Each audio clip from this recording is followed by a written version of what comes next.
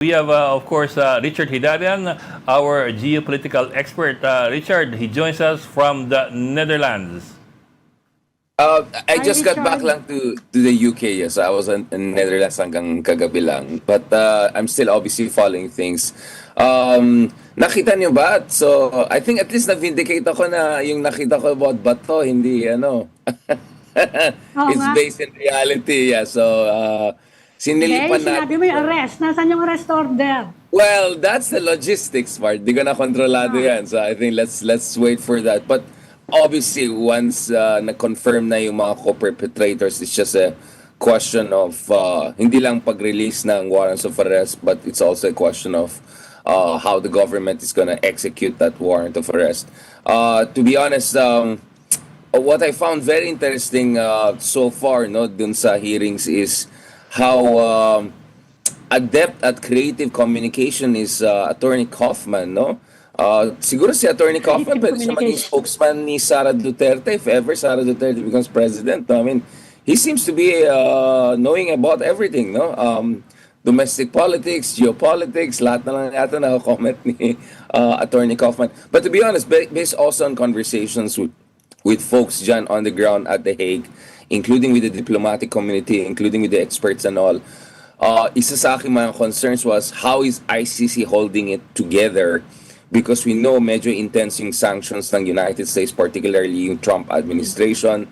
Alam natin, Israeli government has been trying to get the ICC to withdraw yung warrant of arrest laban sa mga top leaders nila, especially Prime Minister Benjamin Netanyahu. I think pumalit na rin yung spokesman ng ICC, no? And even in terms of financial transactions, access to consultants, I think a couple of people who used to work with ICC have dropped out because of this international pressure. So kumbaga, ano to eto na yung big prize for ICC. They're trying to survive, they're under siege, and President Duterte is the biggest prize for them in terms of making sure that they have a top leader and the first ever leader from Asia to face charges for crimes against humanity. I think yung ibang kaibigan natin, napansin din nila, iba ito sa mga local courts natin. With all due respect, I know sabi na isang senador, ideally, sa domestic court sana magsasagawa ng mga ganitong mga investigations. But the ideal court is the one we're seeing in the ICC right now.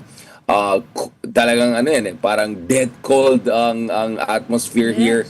It's just about the presentation of facts. No room for antics and circus and all.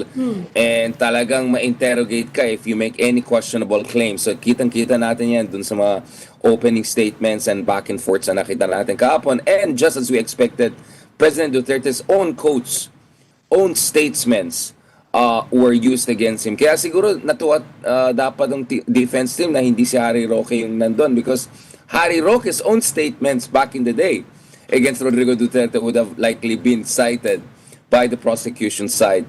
I also had the chance to meet some of the folks who are involved in the on the side of the witnesses, some of the families of the witnesses. Nakita natin over the weekend dyan sa Hague. I think this is really a big deal for a lot of these people who finally see at least a road towards justice. Sabi nga ng mga Chinese, a journey of 1,000 miles starts with a single step, and this is the first major step in that direction. Pero Richard, we have a breaking story today. Of course, we want to talk about what happened yesterday, but we also need to talk about something that happened today that now involves the ICC. I don't know if you were listening to our earlier conversation now, just before you came This is in. the Trillanes? Yeah, I just shared his yung The assertion of Levito Baligod. That $2 million converted from dalawang maleta ng 56 million pesos each were turned over to Trillanes for the use or something of the ICC investigators who were here. We don't know exactly what they were trying to assert or prove. I mean, I'm talking about Baligod. Does he mean that it was used lamang for operations here by the ICC investigators, or was there something else that they were trying to imply? Whatever the case is, of course it's a big assertion, it's a big allegation, and it may or may not have, but likely would have an impact on the ICC and perception of the ICC by the public. Oh, absolutely. This is absolute mudslinging. Baka dapat i-cyber libel din sila ng ICC. I don't know what are the rules against the ICC responding to this, but this is it. I think the ICC has never ever faced a situation like this. Actually, before flying from UK to Netherlands last week, I was just talking to some of my colleagues and friends here from in Oxford na Dutch, and pati sila alam nila, oh, you mean Rodrigo Duterte? I think there's already a reputation about how passionate and zealous President Duterte's supporters are. I don't think they have ever seen anything like this. Not only the ICC, but I think a lot of Dutch people who never realized that the alleged ICC level criminal will have so much love and support. And now we also have this really mudslinging, really all sorts of disinformation and attacks against the ICC. So we went from this kind of framing of ICC as a colonial organization supposedly imposing its will on us, which absolutely is not true. We signed up to the Rome Statute. Duterte questionably withdrew from this. But nevertheless, my residual jurisdiction on ICC per the Supreme Court ruling. So there's no question about the jurisdiction, which was really the only Hail Mary, effort of the defense team to undermine the ICC. We saw online attacks and harassment of the judges, including when one of the judges posted a picture with their mom the other year on Instagram. I mean, this is really unprecedented. And then now, as if that weren't enough, meron tayong itong accusations. Basically, it looks like the line of argument of this questionable accusation is that parang may collusion na nangyari. So at once, they want to attack ICC, BBM, and also Senator Trillanes, obviously, who's a bête noire of mga Dutertes and the pro-Duterte camp. Yeah. But now I Let's not remember, forget, the ICC investigators were trying to get in panon pa ni Duterte. They have their own resources. They have their own, basically procedures and SOPs and all. They don't have to be bribed by the Philippine government to come in. And let's not forget, I know that for a fact that President BBM himself was hesitant in cooperating with the ICC at all, including the investigators. And it was only in 2024 when I visited here at The Hague na may mga agam-agam galing sa mga sources natin na medyo baka bukas na ang ating gobyerno na makipag-cooperate. So, looking at that background, looking at the procedures and professionalism of the ICC, to put it mildly, I see this as complete nonsense. So I think Senator Trillanes has every right to file cyber libel charges against this individual. singit ka lang, Ami, ito kasing I remember now, si Baligod was saying something kanina to the effect na parang the ICC investigators are guilty of graft for accepting exactly, this parang money. binayaran sila para mag-investigate. Alam natin, panon pa ni Digong gusto pumasok, mga ito. Mandato nila yun at kakasabi ko nga lang, isa ito sa mga pinakamalaking cases. Obviously, the ICC has tried to go after other major leaders in the world, including Prime Minister Netanyahu of Israel, President Putin of Russia, but obviously may limitations sila. I mean, going against nuclear-powered states, there's some natural limitation here. But in the case of President Duterte, the ICC was trying to get into the Philippines panon pa ni Digong.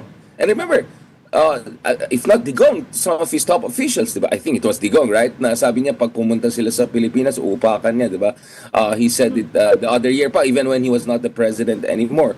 So we all know for a fact, you can just Google it, the ICC has been trying to get into the Philippines panon pa ng Digong. So if there were people to be bribed, so they were come inside Duterte's time to be bribed by Duterte to file charges against Duterte, it doesn't make sense. This is complete Richard, nonsense. we're not expecting them to reply, no? Dito sa mga ganitong klaseng banat sa kanila. Parang Don't expect bago na them rin to yata yung respond, spokesman nila, no? I think medyo bago na rin yung spokesman nila. So, kaya nga, I was really updating about the situation na ICC. They're gonna hold it together. They have enough resources. They're trying to build their own parallel financial institution, etc. Pero, honestly, as I said, nasa unprecedented territory ng ICC. They have never dealt with anything like this. Pero kung maalala nyo, di ba, few months ago, parang nung humihingi ng interim release ang kampo ni President Duterte, sumagot yung korte, no? Including, of course, yung team ng prosecution. At kung titignan yung sagot ng korte, maasim di ba? Medyo yung parang idea, hindi pwede sabihin na anak mo, ganito, ganyan, or sinabi mo, ganyan, ganyan, tapos ibalik namin sa inyo, sinabi nyo, kidnapper kami. Parang may pagkaganon yung tone Of course, they said it in a very officious language. Pero, ibig sabihin, bati sila minsan. I think, bati sila they're trying to cope Naapektuhan. with the preposterousness ng situation. Oo, Na naapektuhan pati sa sila. mga kanilang mga official statements, nag-leak in yung kanilang inis, kumbaga. So, I think they have to have thicker face. I think they have to get used to it. The good news though is, as you know, last year medyo I was in hot waters when I visited there in ICC. And many of President Duterte's supporters were very passionate, very angry, I would say, last year about the situation.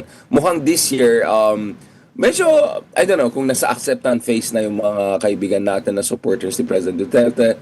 I think there's beginning to be a realization na baka nga, this is the beginning of a new chapter or end of a previous chapter, kumbaga. And matagal ito, hanggang Thursday yung mga hearings, and this is just for confirmation of charges. And this thing could go on for quite some time. If tuloy ang pag-aresto dun sa mga ibang figures, co-perpetrators, I doubt they're gonna be tried together per se, but there's gonna be some overlap and some syncing of these cases since medyo similar, actually literally similar, yung basis ng mga cases na final kay President Duterte. But obviously, the case could be even heavier against some of his chief operating officers like Senator Bato de la Rosa because they were much more directly involved in this. So, ano to mahaba-habang istorya, mahaba-habang usapan ito. And I think at least some of the supporters of the president are beginning to accept na this is the new reality that they're facing. Richard, have you had contact with some of the supporters dyan sa Netherlands? Kumusta yung mood? Parang napaka-serene nung Yeah, more subdued. More serene, more subdued. Kasi last year, naalala nyo, medyo it was getting out of medyo control. passionate, ano? Yeah, I was, Ngayon, parang obviously, nawala. I had to be Parang careful. nawala siya. Remember, yun yung time na persona non grata pa ako for my human Yeah, development. I remember that. So I was on the edge last year. This year, medyo somber Medyo somber. Yeah. You can sense the grief. There's a sense of grief. Kaya ako, I try to be as respectful as possible. Even if you ask other reporters, kinausap ko yung ating mga reporters, mga kaibigan and colleagues dyan. I didn't sense the same tensions or complaints I saw. Because last year, to be honest, I don't have to name some of these reporters I was talking to. Medyo kabado sila, and I have 100% respect for these folks because alam natin parang dinuraan pa yung isang kaibigan natin from one of the big channels. We saw yung scenes na ginaganon, 'di ba? May barrier noon, 'di ba? May barrier naman doon sa labas pa rin ng ICC and all of that. But as I say, hindi kasing intense or I would say kasing angry Fair, ng no? last year. I think the past year gave them time to make transition. But let me add something, no?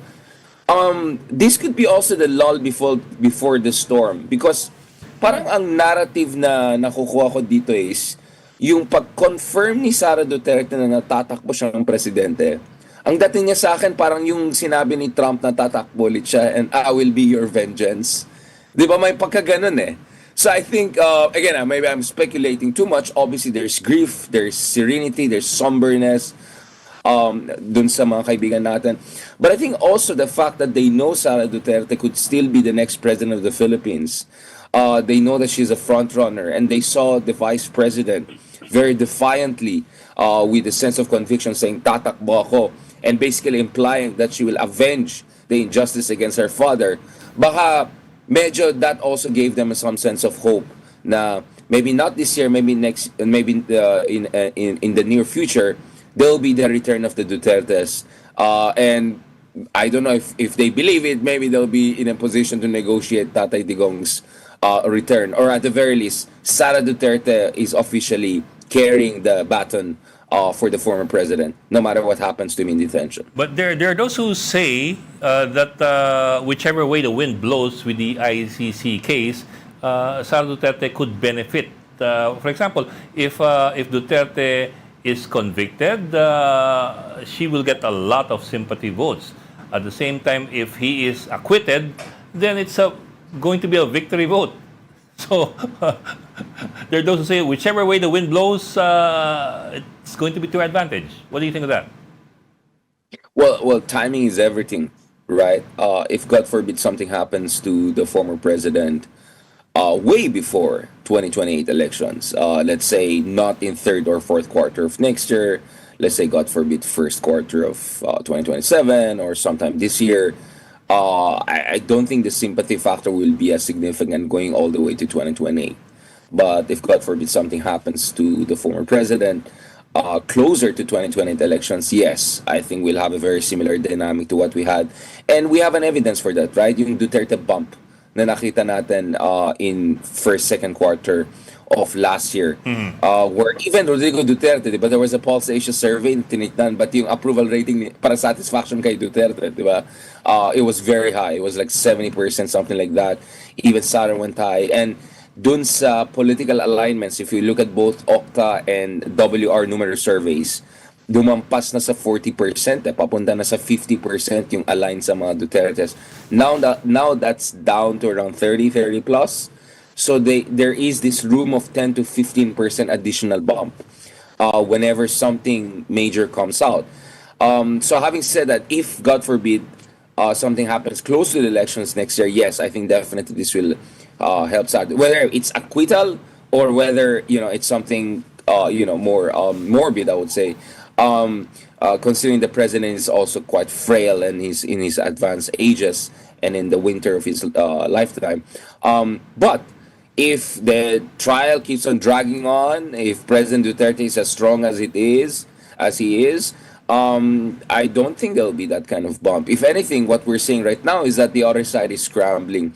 I mean, to be honest, medyo na-distract ako over the past few days looking at how seamlessly the two former arch enemies, Vice President Mayor Leni Robredo and former Vice Presidential candidate and current President Marcos, napaka-seamless yung kanilang dynamic. And within a span of 48 hours, 72 hours, you saw them hosting each other. And most importantly, there was no backlash. I didn't notice any backlash. And if you look at the very chummy, friendly pictures between the two, which, by the way, look extremely genuine. Hindi siya mukhang dalawang politiko na nagfe-fake.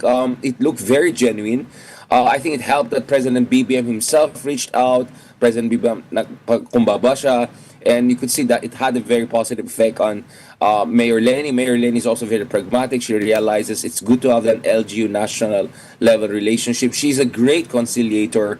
And then to see her, Vico Soto, other paragons of good governance, people who are known to be on the other side of the equation vis-a-vis the Dutertes and Marcoses, for them, all of them to see seamlessly together, baka we're already seeing the outlines or kumbaga parang pilot project for a potential counter-Duterte alliance come 2028. So there is a Duterte factor, you're absolutely right.